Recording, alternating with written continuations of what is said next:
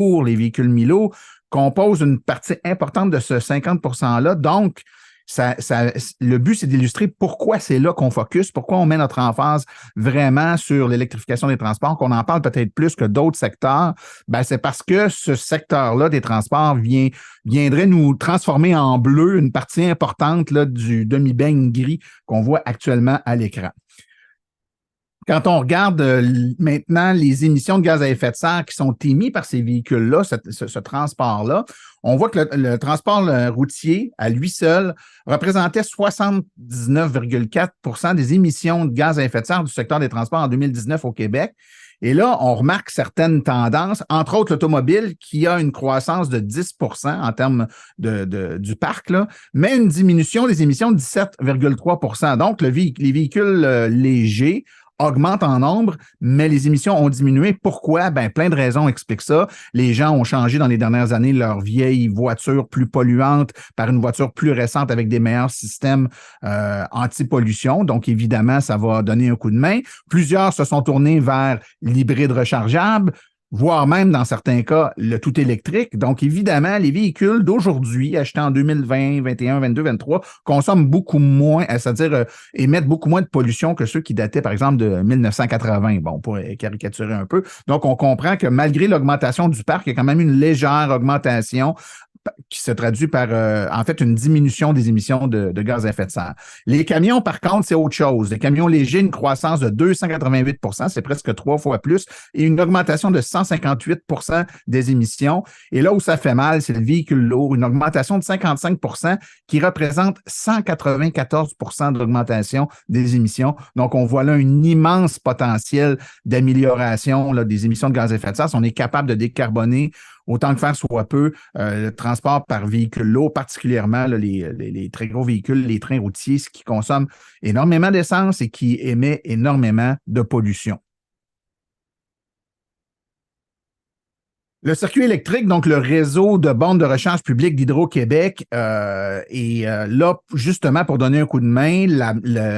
Disons qu'on a attaqué à bras-le-corps il y a de cela un peu plus de 10 ans maintenant, tout ce qui est transport avec les véhicules légers, donc les voitures.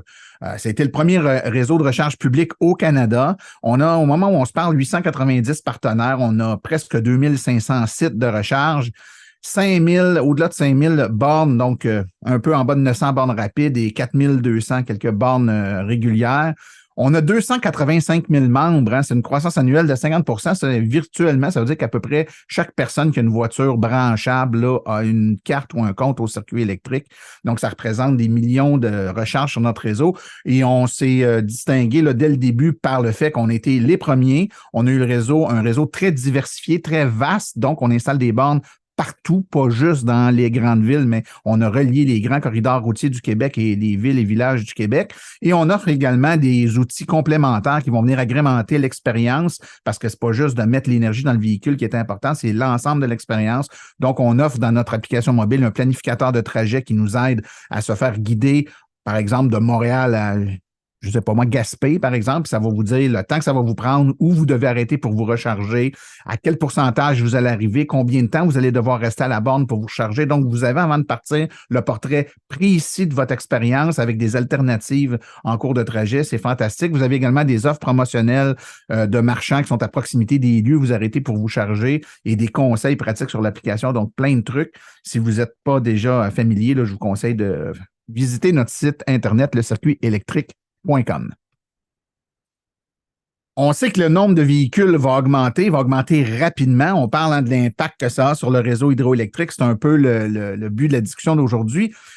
Pour être capable de faire face à ça, puis c'est pas le fait qu'il y ait des autos qui a un impact, c'est le fait que les autos vont se recharger, donc vont venir tirer de l'énergie. On a des objectifs au Québec qui sont très ambitieux, entre autres 2 millions de véhicules électriques d'ici 2030. On est en 2023, bientôt 2024. La courbe de croissance actuelle tente à démontrer que s'il n'y a rien qui change, on va être pas bien loin de ça, là. Donc, c'est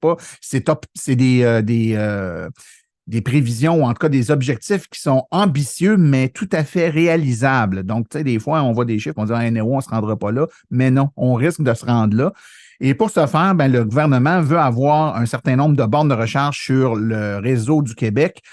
donc un peu partout sur les routes. Donc, 6 000 bornes rapides et 46 000 bornes standards. Là, on ne parle pas des bornes que vous avez à la maison, on parle des bornes publiques qui vont être installées, oui, par Hydro-Québec, mais également par plein d'autres entreprises privées, des municipalités, des organismes qui vont installer des bornes. On ne sera pas tout seul, vous le voyez bien, des 6 000 bornes publiques qui sont des bornes rapides qui doivent être mises au Québec pour être capables de faire face à tout ça d'ici 2030. 2 500 vont provenir du circuit électrique d'Hydro-Québec. Ça veut donc dire qu'il y en a 3 500 qui vont venir d'ailleurs, des entreprises privées, des pétrolières qui commencent à installer des bornes de recharge, des entreprises émergentes qui vont voir le jour et dont la vocation va être d'installer des bornes de recharge. Donc, tout ça, c'est en train de se mettre en place.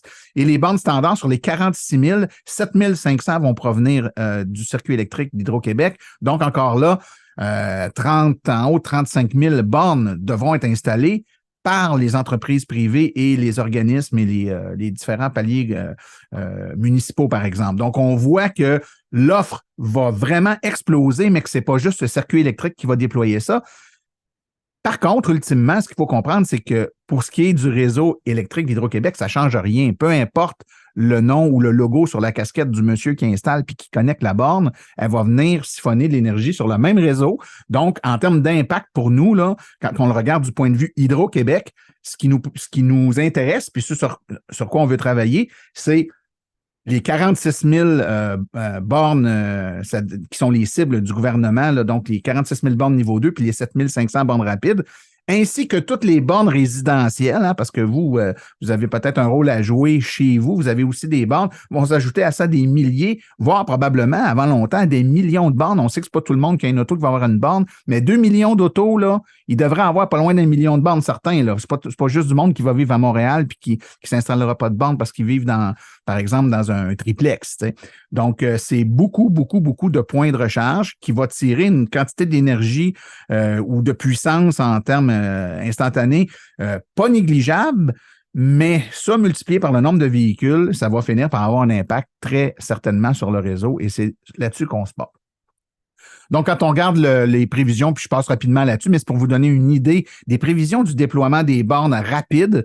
Vous voyez le petit bleu le plus pâle, là, donc les petites colonnes un peu plus basses, ce sont les bornes du circuit électrique. Donc, en 2023, la quantité qu'on a, là, on est tout près de 900 au moment où on se parle, mais on va être en haut de 2000, là, près de 2500 en 2035.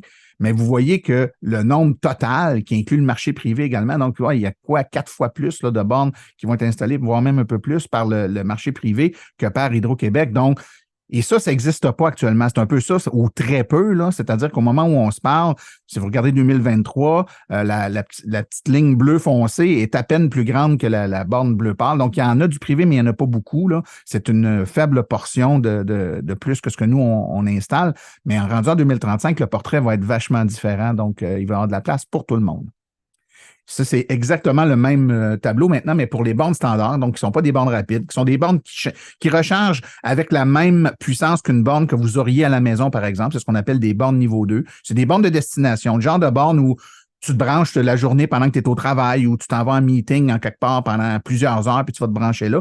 On se redonne une quarantaine de kilomètres par heure qu'on est chargé. Fait que, si on est là 15 minutes, ça ne vaut pas vraiment la peine, mais si on est là plusieurs heures, ça peut valoir la peine. Et c'est aussi sur ces bornes-là que se chargent souvent les gens qui demeurent dans les grands centres urbains et qui sont des orphelins de garage. Ils n'ont pas l'opportunité d'avoir une borne à la maison parce qu'ils n'ont pas de stationnement privé sur lequel ils peuvent installer une borne, mais à ce moment-là, ils vont peut-être 1 ou 2 fois par semaine, se brancher sur une borne sur rue comme celle-là, qui est à proximité de leur résidence. Puis pendant la nuit, là, ils branchent leur véhicule, puis ils en profitent pour se recharger là-dessus. Donc, c'est une façon aussi d'utiliser les bornes publiques. Donc, vous voyez là, la place prépondérante qu'aura l'entreprise privée et les autres joueurs qu'Hydro-Québec dans les prochaines années. Donc, ça va être un marché qui va être florissant.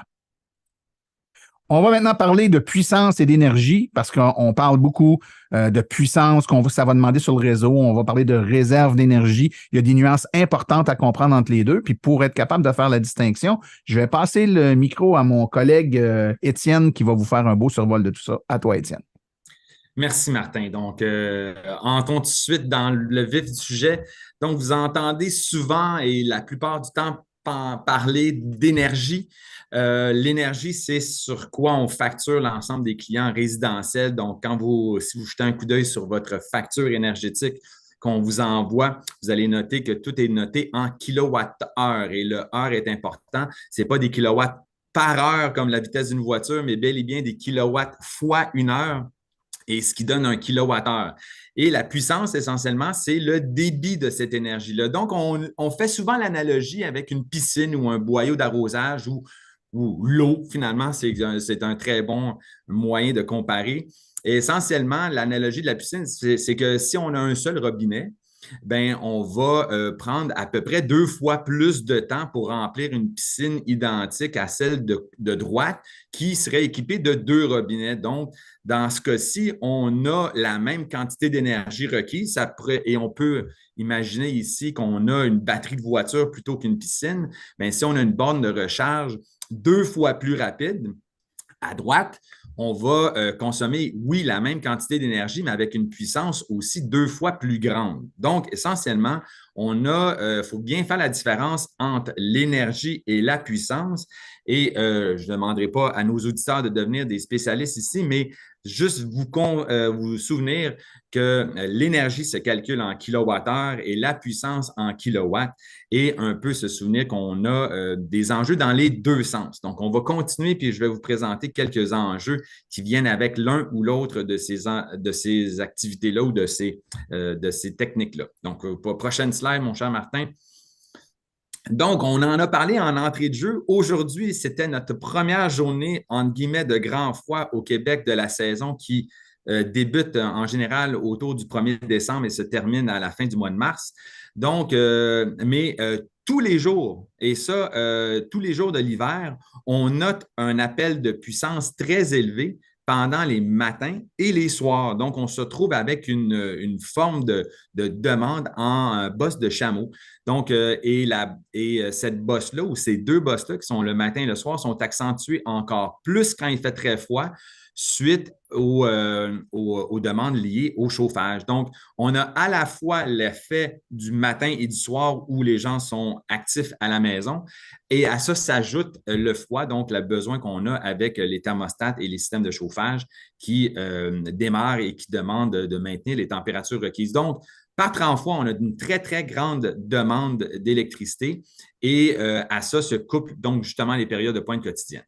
Donc, nos offres, tout ce qu'on fait chez Hydro-Québec actuellement avec notre tarification dynamique et toutes les offres qu'on met en place, c'est de tenter de déplacer ou d'influencer la puissance appelée par le réseau à ces 2 moments-là. Et on va voir un peu en détail qu'est-ce qu'on peut faire avec la suite.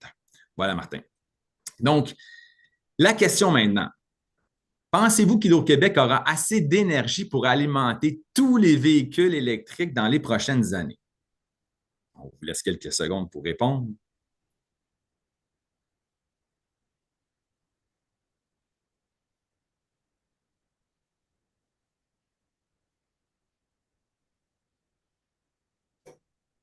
Donc, dans quelques secondes, on va voir les résultats. Oui et non, à peu près à 50 Mais la bonne nouvelle, c'est que oui, on va avoir assez d'énergie. Okay? Donc, et justement, on est là pour démystifier un peu combien d'énergie ça représente. Donc, Martin, on continue pour démystifier tout ça.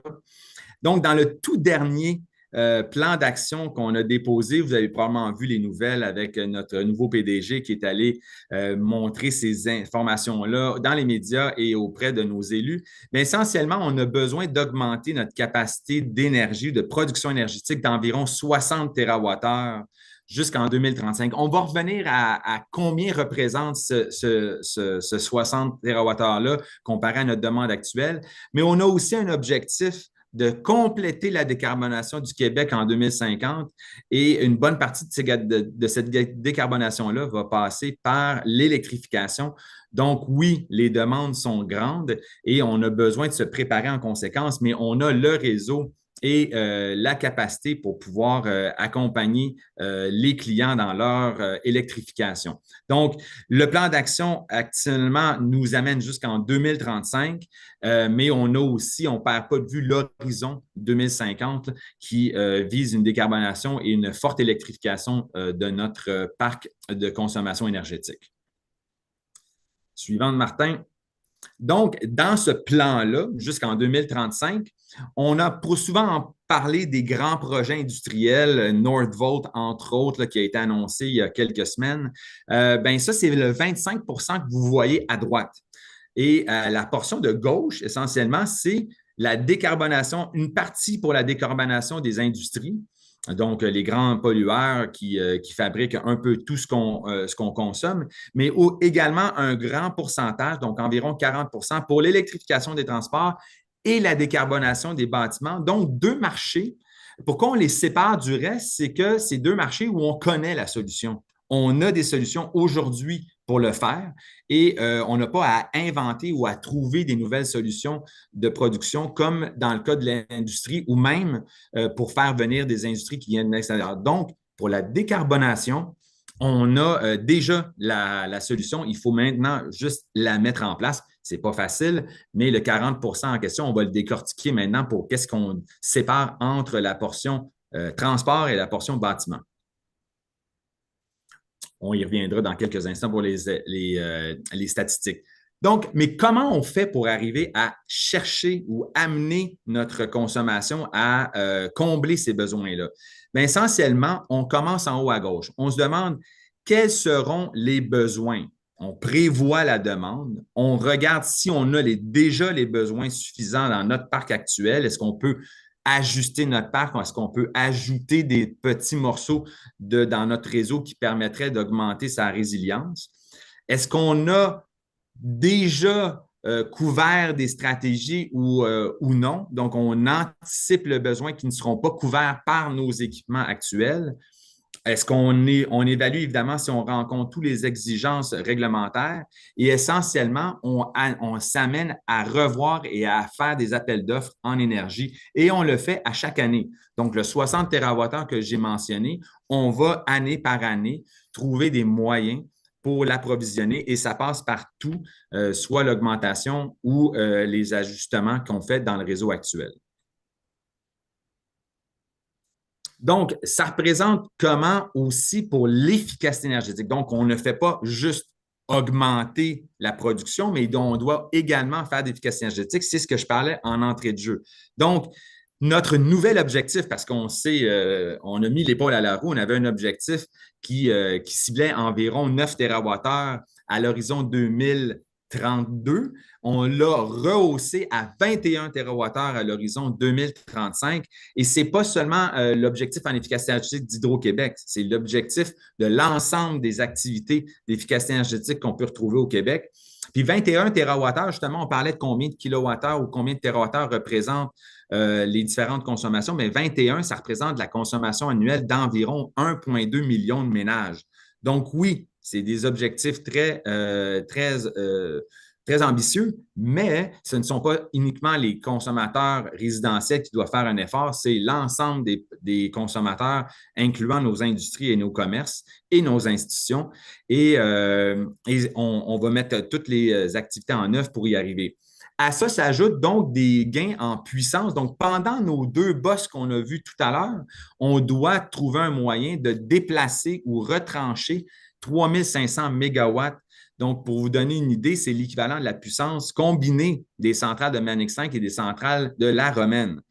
Et grosso modo, actuellement, on a un parc qui nous permet de faire un déplacement de l'ordre de 1500 à 1700 mégawatts. Donc, essentiellement, on doit doubler cet effort qui vient de nos clients. Donc, ici, ce n'est pas une production supplémentaire, c'est des clients comme vous, comme votre commerce à proximité ou comme une industrie qui décide et qui accepte de déplacer ou modifier sa consommation pendant les périodes de pointe importantes. Mais on doit faire ça à travers tout le réseau. Donc, souvent, on oublie à quel point le réseau est complexe. Mais je vous rappelle que l'énergie démarre au niveau de la production et pour se rendre à votre domicile ou à votre commerce, doit passer par plusieurs étapes de transport et de distribution. Donc, le transport ou la production, ce qu'on voit à gauche, c'est quand même assez connues, donc les centrales, les lignes à haute tension que vous pouvez peut-être voir près des autoroutes, mais qui tapissent un peu le Québec pour amener l'énergie des centres de production comme les éoliennes en Gaspésie ou les centrales dans le nord du Québec vers les centres urbains où on a la consommation. Évidemment, et à chaque point, il y a des morceaux qu'il faut bonifier. Donc, le poste lui-même a été conçu pour transporter une quantité d'énergie. Et jusqu'au dernier morceau qui est la ligne et le transformateur qui est proche du domicile, bien, on a aussi des enjeux. Donc, vous pouvez imaginer que si on a une dizaine de maisons sur un transformateur et soudainement ces maisons-là acquièrent tous un véhicule électrique, bien, c'est possible qu'on devra limiter le nombre de maisons ou du moins remplacer le transformateur pour lui ajouter un peu de capacité. Et ça, on doit faire ça à travers toute la chaîne jusqu'à la production. Fait qu'on parle souvent d'augmenter la production, mais il ne faut pas seulement augmenter la production, il faut également rendre le réseau plus robuste d'un bout à l'autre de son fil de transmission. Voilà. Donc, on a besoin d'installer plus de bornes, bien évidemment. On va le faire au niveau résidentiel, mais évidemment, au public, Martin en a glissé un mot, mais le transport lourd et les orphelins de recharge vont nécessiter des ajustements. On parle dans le stationnement ou dans d'autres. On y reviendra, mais grosso modo, la stratégie d'électrification vise à peu près toutes les places. Mais je pense que Martin, tu avais bien ciblé le point sur 1 million, 2 millions de véhicules. On peut effectivement parler d'environ 1 million de bornes résidentielles installées et fonctionnelles. Donc, c'est tout l'enjeu qu'on a pour compléter la transition. Ouais, et on peut faire un calcul facile. Si on a tous des bornes de 6 kilowatts, là, puis on sait qu'il y en a maintenant des 11, puis même plus puissants que ça, mais 1 million de bornes de 6 kilowatts, ben c'est 6 millions de kilowatts qui vont être tirés instantanément si on branche toutes nos voitures en même temps lors du souper, par exemple. Exact. Ou le matin, ou si le matin, on démarre tous une recharge en même temps simultanément. Donc, on se rend compte que c'est des petites quantités d'énergie que chacune de nos voitures a besoin pour être capable de récupérer le 50 km qu'on a fait dans notre journée. Mais c'est des appels en puissance instantanée si on utilise et si on branche toutes nos voitures en même temps. De surcroît, dans le moment de la journée le moins favorable, c'est-à-dire à l'heure du souper, on revient de travailler, on part une brassée, on met quelque chose au four, donc c'est là que on remonte un petit peu le chauffage parce qu'on vient d'arriver à la maison, c'est là que la maison se réveille, on tire beaucoup d'énergie, puis là, on arrive avec notre voiture puis on la branche. Bien, 1 million de voitures qui tirent 6 kilowatts, c'est tous ces mégawatts-là qu'on rajoute de puissance instantanée sur le réseau et c'est celle-là qui serait tellement facile de déplacer. Je te vendrai pas le punch, Étienne, tu as trop de plaisir à le raconter, mais ça reste que on ne veut pas souper à 11 h le soir, mais charger une auto à 11 h le soir, c'est relativement facile, n'est-ce pas? Exact. Il y a bien des belles solutions, puis on va justement les voir et les imager. Donc, on poursuit.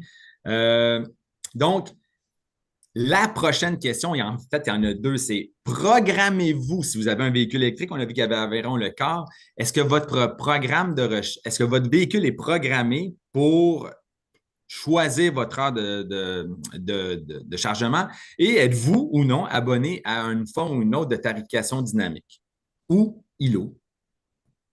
On vous laisse quelques secondes pour répondre. Moi, je dis ILO, je dis souvent que c'est une tarification dynamique sympathique. Ou simplifiée. Simplifiée. On sous-contracte. Oui. Bon, mais on a une très bonne proportion de membres abonnés à la tarification dynamique et même une bonne proportion aussi de membres qui déplacent leurs charges. Mais là, je vais évidemment, le petit nom de la première question, on va s'y attaquer dès maintenant. Puis je félicite d'abord, avant tout le monde qui sont abonnés à une forme ou une autre de tarification dynamique. C'est ce qu'on souhaite que la plus vaste majorité de nos clients résidentiels puissent s'abonner et on va voir un peu les trucs et astuces qui viennent avec l'utilisation d'un véhicule électrique et d'autres petites astuces pour bonifier tout ça efficacement. Donc, grosso modo, ici, là, je vous montre typiquement on a eu des statistiques de mesurage qu'on a fait à travers différentes bornes qui étaient mesurées chez plusieurs de nos clients. Donc, c'est un graphique que j'apprécie beaucoup parce qu'on est tous des fans et des fanatiques même de statistiques. Et ici, on regarde la puissance moyenne d'une borne. Donc, si on prend une centaine de bornes et on les mesure en tout temps, puis on les regroupe tous dans un seul et unique profil, on va retrouver un profil qui ressemble à ça. Et personne ne sera ici très surpris de voir que la plupart de la charge se fait en soirée lors du retour à la maison, parce qu'ici, on parle évidemment de bornes résidentielles. Donc, je ne sais pas, vous vous souvenez de notre boss, là, je pense qu'on a une petite animation, Martin, mais je pense que ça va arriver tout de suite à notre prochaine. Donc, regardez ici nos deux bosses que je vous montrais en tout début de présentation, là. On a la bosse du matin, on a la bosse du soir qu'on voit un genre de... En orange, là. Hein? Oui, ici. Donc, Okay? donc, le orange, c'est l'utilisation donc sur le réseau, où sont les pointes, où est-ce que l'ensemble des consommateurs, tout type de consommation confondue, viennent chercher le plus d'énergie, c'est en orange. Puis le bleu, le bleu le plus pâle, c'est là où on recharge nos véhicules typiquement. Exactement. Donc, vous avez bien sûr, j'imagine, reconnu qu'on a très peu, la recharge des véhicules a très peu d'impact pendant la pointe du matin, parce que la plupart des véhicules sont déjà entièrement chargés, mais a un impact majeur pour les périodes de pointe du soir. Et on pense d'ailleurs que ces pointes-là vont devenir de plus en plus accentuées à cause des véhicules électriques. Donc, on a parlé d'une heure, environ 40, 60 km, là, ça dépend des modèles, mais arrondissons, puis on dit qu'environ 3 heures de charge nous permet d'avoir 100 km, mais grosso modo, là, tout simplement en décalant la même courbe et en reprogrammant ou en ajustant l'utilisation de notre borne de recharge après les heures de pointe qui se terminent autour de 20 heures le soir quand il fait très froid, on donne un grand répit. Puis notez les courbes de recharge, la plupart des véhicules font moins de 100 km par jour et vont donc être entièrement rechargés à domicile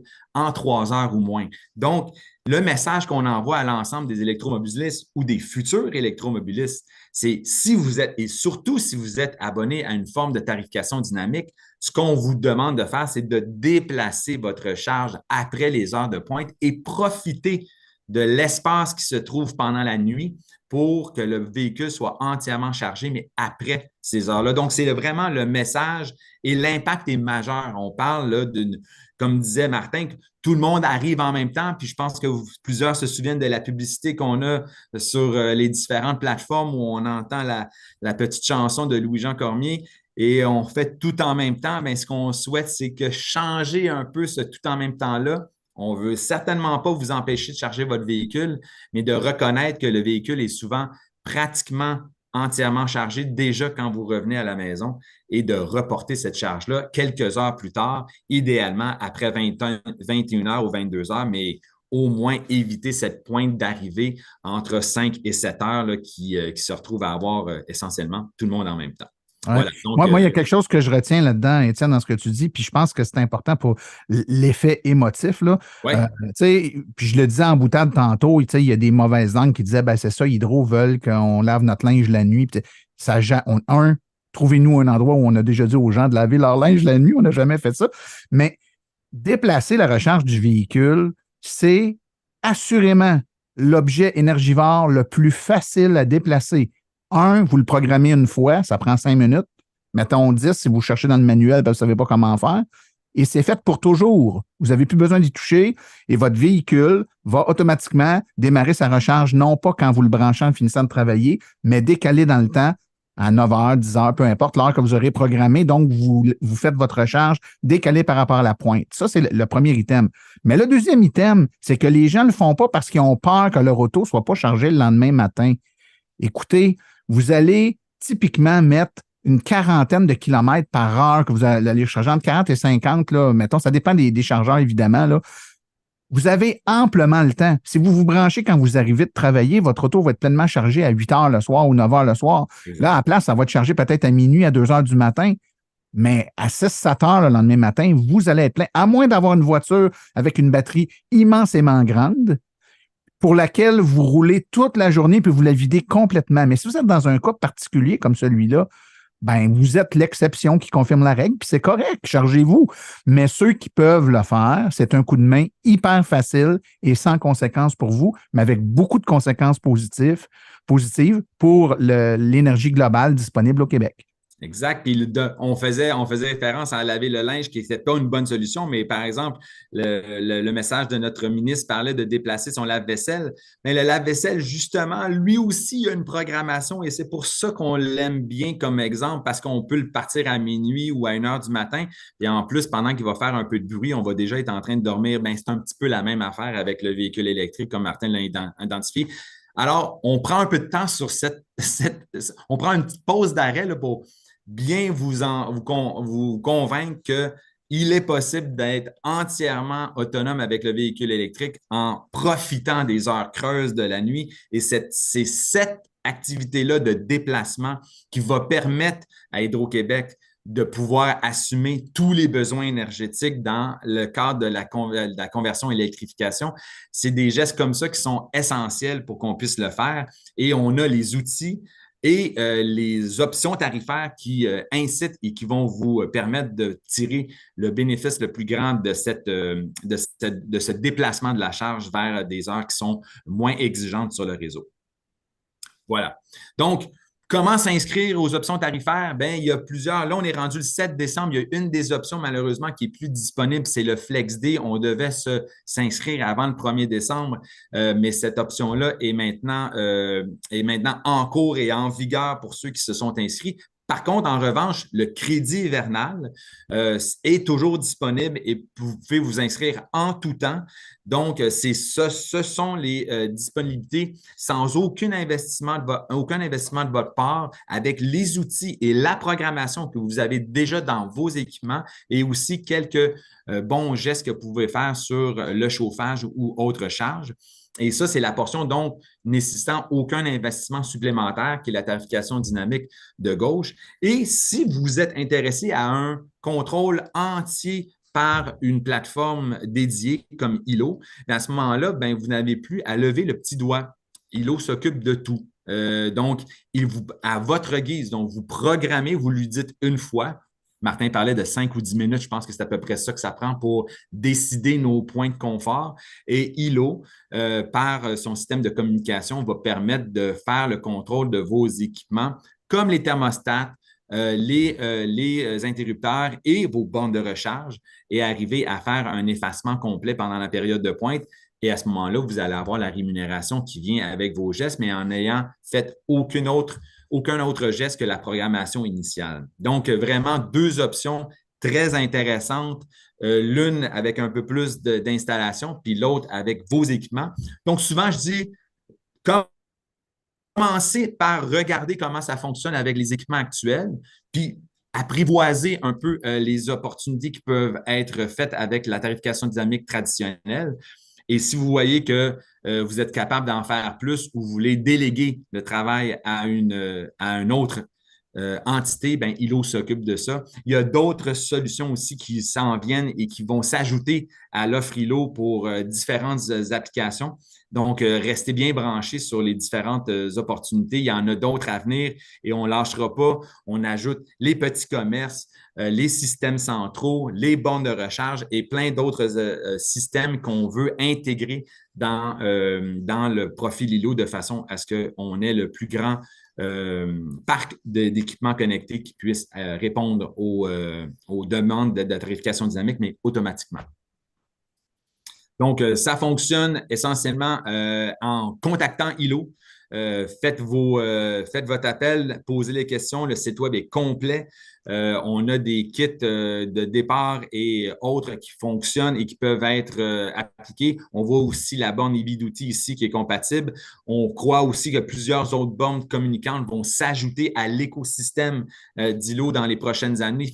On est vraiment dans un maelstrom de nouvelles technologies qui nous permet de voir l'opportunité que la maison connectée peu importe le type de connexion, va pouvoir répondre aux besoins.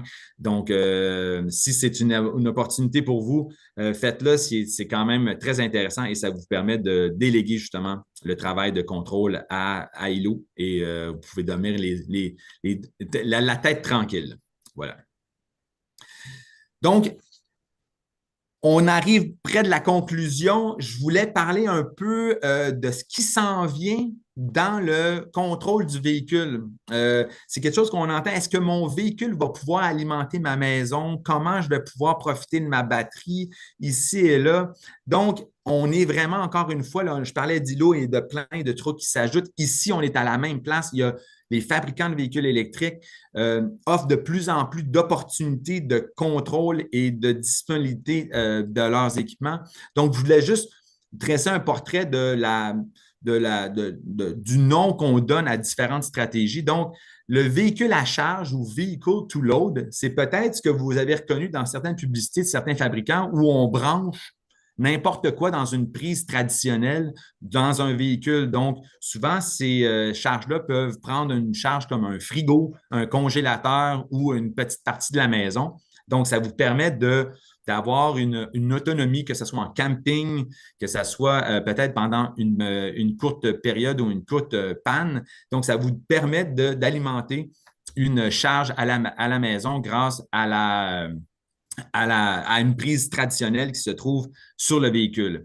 Le véhicule à résidence ou vehicle to home, ici, c'est qu'on a, à partir de la borne de recharge, une opportunité de faire rouler l'électricité dans l'autre sens, donc d'alimenter une partie de la maison à même la borne de recharge directement à partir du branchement du véhicule. Cette stratégie-là est beaucoup, beaucoup plus rare. Là, il faut bien s'informer. Les équipements qui devront être installés entre la borne de recharge et le panneau électrique sont beaucoup plus lourds aussi. On n'a pas juste une rallonge ici pour alimenter un frigo. Il faut planifier et parler à un maître électricien si on veut s'en aller dans ce sens-là. Mais ça s'arrête au panneau secondaire qu'on pourrait faire avec ça. Mais encore une fois, aujourd'hui, en 2023, c'est une exception à la règle. Et là, puis là, je parle d'une autre encore plus grande exception, mais on en parle de plus en plus. C'est le véhicule jusqu'au réseau. Ça, c'est à ce moment-là, c'est au-delà de votre panneau électrique, vous seriez en mesure d'alimenter le réseau électrique en sens inverse. Donc, on parle d'aller alimenter les réseaux grâce aux batteries qui restent dans les voitures. Là, en plus d'un panneau dédié près de votre panneau existant, vous avez besoin aussi d'un équipement pour pouvoir réinjecter de l'électricité sur le réseau d'Hydro-Québec. Vous comprendrez qu'entre le V2L, le V2H et le V2G, il y a vraiment beaucoup d'étapes qui font un peu exploser les coûts d'installation. Donc, aujourd'hui, prenez soin de quand même, si ça vous intéresse, si vous avez une volonté d'aller dans ce sens-là, informez-vous auprès du fabricant du véhicule. Mais je vous le dis tout de suite, Martin pourra confirmer, même les vendeurs de véhicules ne sont pas nécessairement très à l'aise à parler des deux dernières solutions. Mais ça va venir dans le temps, un peu comme les nouvelles technologies, il faut y aller étape par étape. Mais la plupart, déjà une bonne quantité de véhicules offrent le branchement direct qui est le vehicle to load ou le véhicule à charge. Je ne sais pas si Martin, tu avais quelque chose à ajouter sur ce point-là. Oui, ben, en fait, je te dirais que c'est quand même pas la majorité des véhicules qui le permettent. Donc, tu sais, les véhicules à la base étaient conçus pour qu'on leur envoie de l'énergie dedans pour charger la batterie. Donc, le connecteur sur la voiture, ça sert à faire entrer de l'énergie dans le véhicule. Ouais. Là, dans ces concepts-là de V2X, là, de véhicule à quelque chose d'autre, ça veut dire que le véhicule est aussi habilité à ressortir l'énergie de la batterie et de la retourner par le connecteur à une charge, la résidence, le réseau, peu importe. Et il y a très peu de véhicules qui le supportent actuellement. Les derniers véhicules de Kia, de Hyundai le font, le F-150 Lightning de Ford le fait également. Mais la plupart des plus petits véhicules ou des véhicules moins récents, de conception moins récente, mais même des véhicules comme Tesla ne le fait pas au moment où on se parle. Donc, c'est des technologies qui sont émergentes, ça s'en vient, ça va devenir plus populaire. Pour être allé au Japon il y a 6 ou 7 ans dans le cadre d'électrification des transports, là-bas, c'est une technologie qui est beaucoup plus populaire parce qu'ils ont des enjeux de rupture énergétique beaucoup plus grand que les nôtres. Il y a des tremblements de terre à peu près aux 20 minutes. Ils perdent de l'électricité 2-3 fois par semaine. Donc, du vehicle to load puis du vehicle to home, eux autres sont un peu plus en avance que nous là-dessus parce que c'est un enjeu pour eux. Nous, ici, on a beau se plaindre quand on a une panne électrique, ça arrive, on n'est pas à l'abri de ça, mais quand on se compare avec plein d'autres endroits dans le monde, là, on a très peu d'interruptions de service. Donc, la nécessité est un peu moins là, puis les investissements qui viennent avec, ben, on est un peu moins là-dedans. Mais c'est définitivement des secteurs qui s'en viennent, où il va y avoir du développement puis qu'il faut suivre, mais qu'il faut comprendre qu'ils sont lourds d'impact, c'est-à-dire qu'à partir du moment où on prend l'énergie de votre véhicule et on vient la chercher pour l'envoyer, par exemple, sur le réseau, ben, ça voudrait donc dire que, par exemple, pendant la nuit ou le soir, pendant une période de pointe, on vient chercher l'énergie de votre batterie, on l'envoie sur le réseau d'Hydro-Québec et on fait ça avec des milliers, voire des millions de batteries. Ça nous permet de ne pas être obligé d'aller acheter de l'énergie ailleurs, par exemple. Bonne nouvelle, mais ça implique qu'on doit aussi vous la retourner dans votre batterie pour que le lendemain matin, vous soyez capable de partir. Et vient avec ça une multitude d'enjeux, autant technologiques que éthiques. Par exemple, si Hydro-Québec vient chercher 20 fois par année d'énergie dans votre batterie, puis qu'au bout de 3 ans, vous suspectez une dégradation prématurée de votre batterie, est-ce que le citoyen va tenir Hydro-Québec responsable d'avoir accentué la dégradation de sa batterie en venant siphonner de l'énergie dedans trop souvent à son goût? Par exemple, tu sais, je le dis gros, mais en même temps, on utilise la batterie si on la charge et on la décharge. Donc, jusqu'à quel point c'est simple. Tu sais, le concept est beau, le concept s'explique bien, mais la mise en application est parfois un peu plus périlleuse. Voilà. Exact. Donc, c'était vraiment juste un petite pause pour vous parler de technologies que vous pourriez entendre parler dans les prochaines années et au moins, être un petit peu habilité à les reconnaître dans le futur. Voilà. Donc, on a déjà parlé du circuit électrique. Martin en a fait mention. Ceux qui ne sont toujours pas abonnés, ben, faites-le. Si vous avez, c'est une des premières choses justement que plusieurs nouveaux électromobilistes font, c'est de s'inscrire au circuit électrique.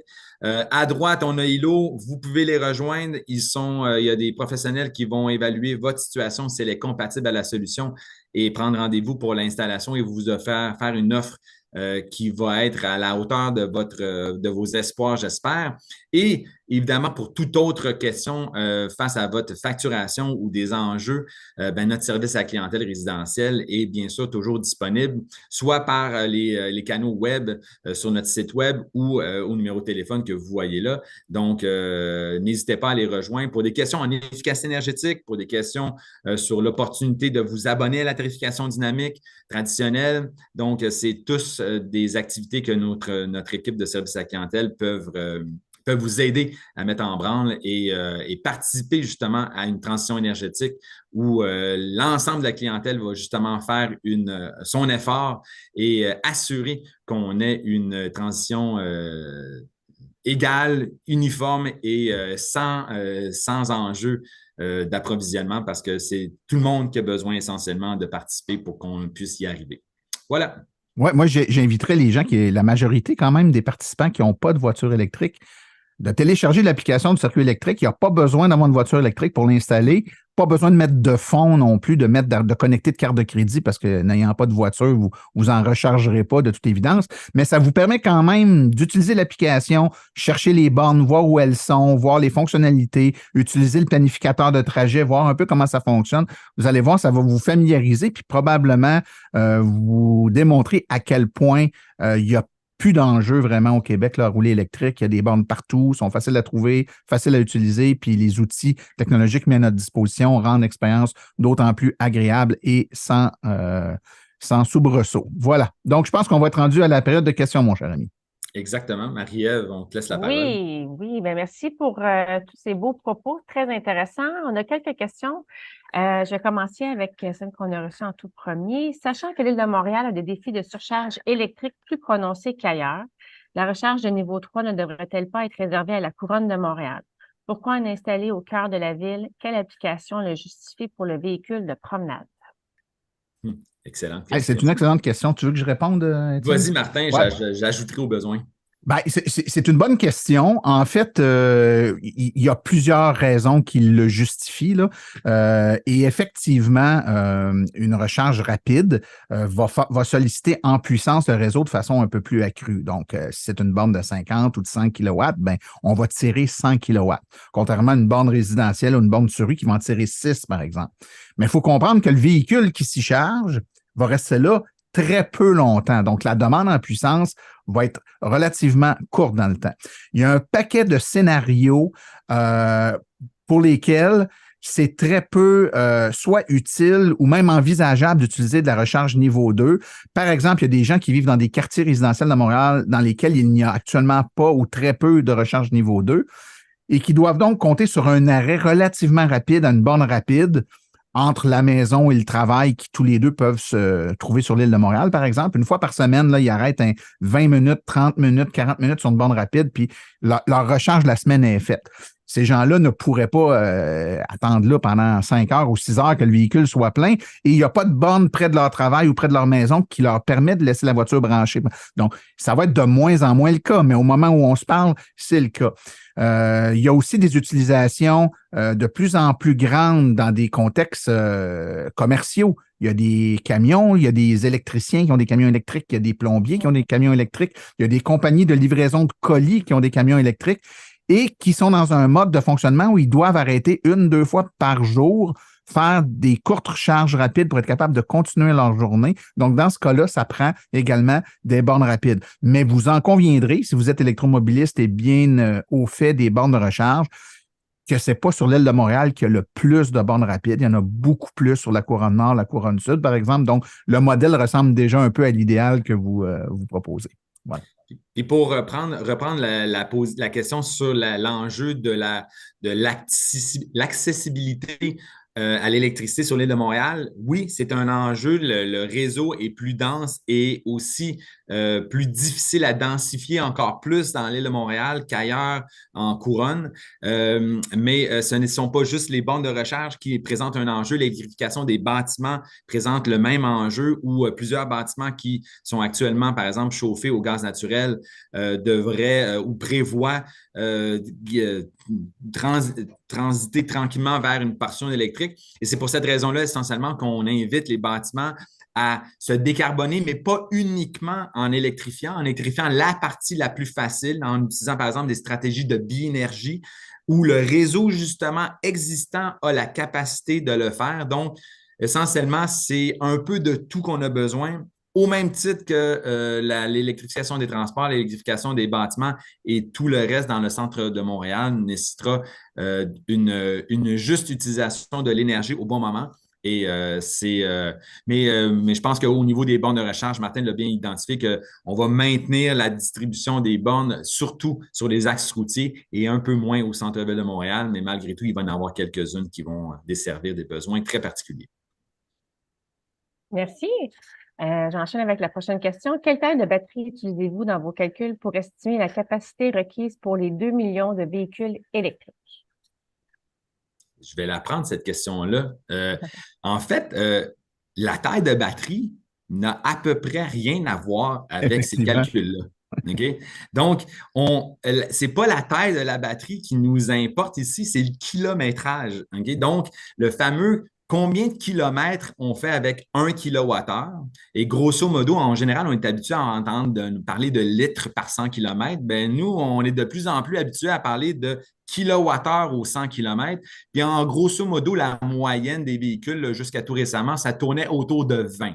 Je ne sais pas si, Martin, tu veux renchérir sur 20 ou 19 ou 21. Ouais, ça va varier, je te dirais, de 14-15 aller jusqu'à 20. Ça dépend toujours de la taille du véhicule. On est-tu l'hiver, pas l'hiver, etc. Là, mais mettons entre 15 et 22. Là. Donc, pour faire les estimations de notre impact là, qui se chiffre en plusieurs dizaines de térawattheures là, pour la transition, ben, on va se ramasser essentiellement à évaluer plutôt le nombre, la quantité de litres de moyens qui est livré sur chaque véhicule. Et c'est cette conversion-là qui nous amène à évaluer les kilowattheures qu'on va avoir besoin et des kilowatts, donc la puissance qu'on va avoir besoin et non pas la taille de batterie. Parce qu'un véhicule hybride rechargeable, par exemple, qui n'utilise pratiquement jamais son moteur et qui fait son 30, 40, 50 km par jour, ben, il va avoir converti peut-être 75-80 de sa consommation à l'électricité et pourtant sa batterie n'a que quelques kilowattheures, une quinzaine ou une vingtaine de kilowattheures comparé à une batterie de Tesla qui peut en avoir 80 et faire la même quantité de kilomètres. Donc, encore une fois, la taille de la batterie n'a pas d'influence sur la quantité d'énergie ni sur la puissance de la charge. C'est surtout le kilométrage qui va avoir une grande influence dans les calculs qu'on fait. Je me permettrai d'ajouter, cependant, que du point de vue écologique, la taille de batterie a un impact, c'est-à-dire que de prendre une batterie immensément trop grande pour nos besoins, c'est pas nécessairement la meilleure chose à faire en termes un des composants nécessaires pour la fabriquer, l'empreinte écologique qu'elle va avoir. Donc, si on est capable de faire 95 de nos déplacements avec une batterie de 40 ou 60 kWh, inutile de cibler, de s'acheter un véhicule avec une batterie de 100 kWh qui sera jamais sollicité dans la totalité de la capacité qu'elle est capable de nous donner. Donc, tu l'as très bien dit, qu'on ait une grande ou une petite piscine, si on enlève un verre d'eau dedans chaque jour, la taille de la piscine n'a pas grand impact sur la quantité de verre d'eau qu'on va remettre dedans. Exact. Voilà. Bon exemple. Est-ce qu'Hydro-Québec envisage d'utiliser la tarification dynamique sur les bornes de recharge publiques par solidarité des électromobilistes résidentiels? C'est une excellente question. De bonnes questions, hein? La réponse, aujourd'hui, c'est pas encore prévu. Okay? Donc, la question, c'est est-ce qu'on pourrait limiter ou restreindre l'accès aux bornes de recharge publiques ou réduire leur demande pendant les périodes de pointe, justement pour que ces bornes-là participent également à une forme ou une autre de gestion de puissance.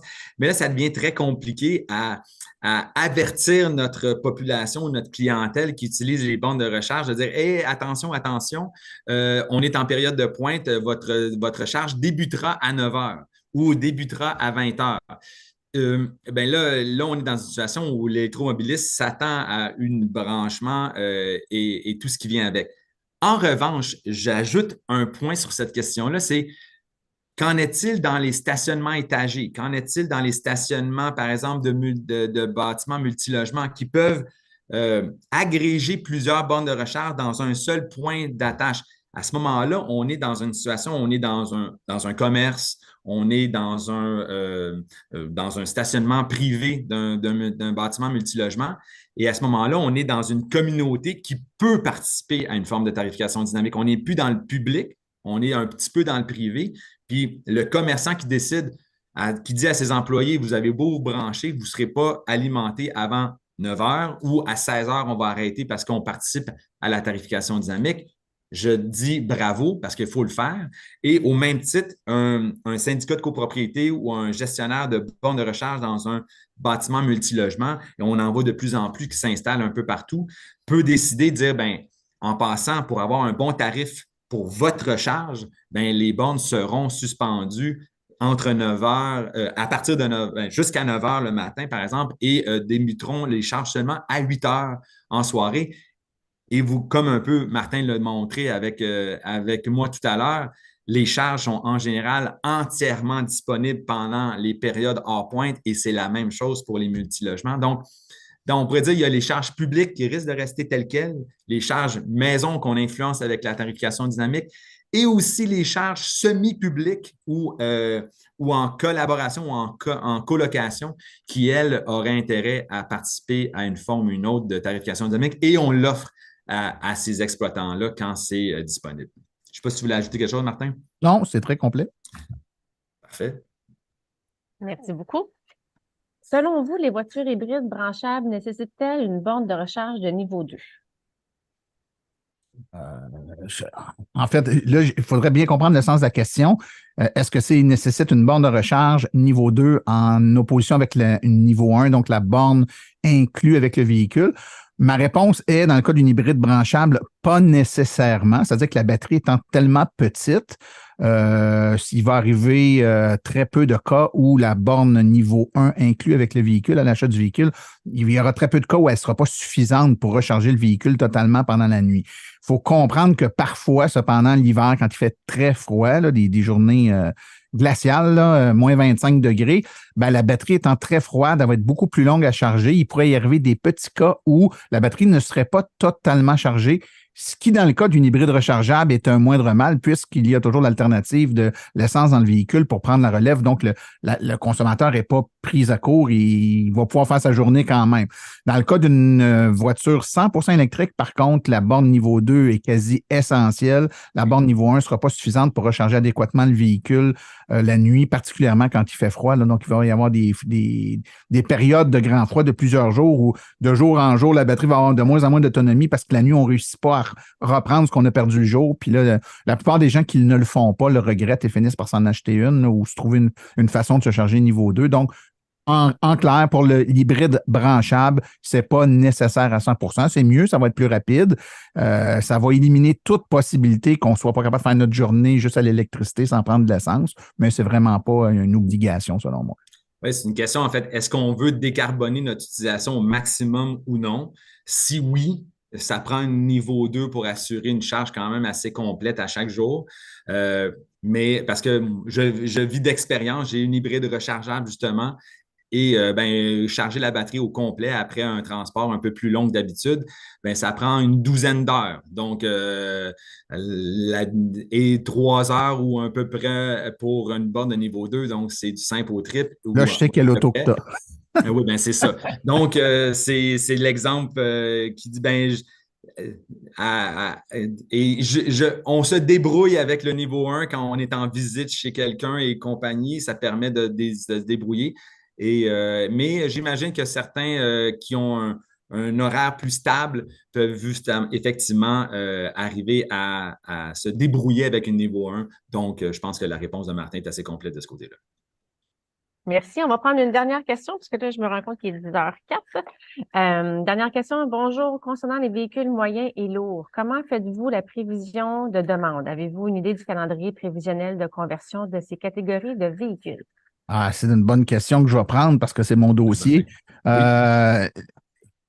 Est-ce qu'on a un calendrier de conversion? La réponse est non. Personne n'en a. On a cependant des prévisions, c'est-à-dire qu'on n'a pas de certitude, on a certains éléments bien en main parce qu'on sait par exemple que certains grands transporteurs, certaines grandes flottes ont déjà des plans de migration, X camions cette année, X l'année prochaine, etc., etc. Puis on connaît les types de camions, les propulsions, les puissances de moteur, les capacités de batterie, la puissance à laquelle ces batteries-là vont pouvoir se charger. On a déjà toutes ces données-là. Donc, on crée une projection basée sur ce qu'on voit et et dans mon cas, là, c'est hebdomadairement sur des tables avec l'industrie du camionnage. Donc, que ce soit les transporteurs, les fabricants de camions, les exploitants de sites d'approvisionnement en énergie qui de plus en plus passent du mazout à gaz naturel renouvelable, propane, hydrogène, électricité, etc. Donc, on s'assoit ensemble et on se parle sur une base hebdomadaire pour tirer les grandes lignes de tout ça. Il y aura une place, bien entendu, très grande à l'entreprise privée parce que le camionnage, c'est des entreprises privées. Donc, l'énergie puis le déplacement, ça fait partie des coûts inhérents à leurs opérations. Donc, il y a des entreprises privées qui vont desservir cette industrie-là. Un peu comme l'auto, il va y avoir beaucoup de recharge à domicile. Dans le cas d'une entreprise, on appelle ça en dépôt. Là. Donc, le camion qui livre des meubles, il se recharge la nuit pendant qu'on met des meubles dedans. Puis le lendemain matin, le camion, il part plein chargé et d'électricité et de meubles. Il fait sa livraison pendant la journée. Puis sans avoir à se recharger vraiment dans sa journée, il revient, puis il se branche dans l'entrepôt, puis on recommence. Mais les journées où il fait plus froid, les journées où il va livrer plus loin, il va avoir besoin de recharge opportuniste un peu partout. Et là, ça va prendre des bornes de recharge pour véhicules lourds, donc plus grosses physiquement, mais des espaces de stationnement plus grands aussi, qui tiennent compte de la réalité de ces véhicules-là pour qu'ils soient capables de le faire. Donc, oui, on a un plan de match, on a des chiffres et des projections qu'on actualise continuellement et on le fait en collaboration avec l'industrie du transport, du camionnage au Québec. Voilà. Et au niveau du volume complet, on le connaît bien, on sait combien de diesel est consommé par le marché en question et on connaît donc le potentiel et peut-être le chemin pour se rendre là est un peu moins connu dans le marché, mais on se fait des prévisions au même titre que les véhicules de route traditionnels, de promenade ou les plus légers. Donc, mais évidemment, bon, la proportion des véhicules déjà électrifiés est beaucoup plus petite à ce niveau-ci, mais on connaît combien d'énergie ça va nécessiter si l'ensemble du camionnage est converti au Québec. Et c'est sur ça qu'on évalue nos prévisions et nos achats d'électricité à venir. Un énorme merci, Martin Archambault, Éric Saint-Cyr, pour le webinaire. Ah, veux-tu dire quelque chose d'autre? Je te dis Eric, mais c'est correct. J'ai des Étienne, excuse-moi. Étienne Saint-Cyr, je suis allée vite. Étienne Saint-Cyr, désolé. Merci pour les propos. Ça va terminer notre webinaire de ce matin. Juste pour rappeler à nos participants et participantes que vous allez recevoir un sondage de mesure d'impact au cours des prochaines semaines. Si vous aviez le temps pour le remplir, c'est important pour nous de savoir les contenus de ce matin, comment ils ont fait leur chemin en fait dans votre vie. Est-ce que vous en avez parlé avec votre famille, vos voisins? Vous faites des recherches? Avez-vous adopté des nouveaux comportements suite à ce que vous avez entendu ce matin? Et je vous rappelle également que la conférence va être disponible pour réécoute sur notre chaîne YouTube, évidemment dans les catégories, regardez nos playlists là, sur YouTube pour retrouver la conférence de ce matin. Merci encore, Martin et Étienne, et puis merci à Hydro-Québec, évidemment, qui est le partenaire principal de notre programmation. C'était le dernier webinaire de 2023, donc suivez-nous sur les réseaux sociaux et notre infolette va bientôt sortir pour toute notre programmation de 2024. Donc, merci à tous et bonne fin de journée. Ouais, joyeux Noël à tout Merci, le au monde. revoir, joyeux Oui, fête. joyeux temps des fêtes.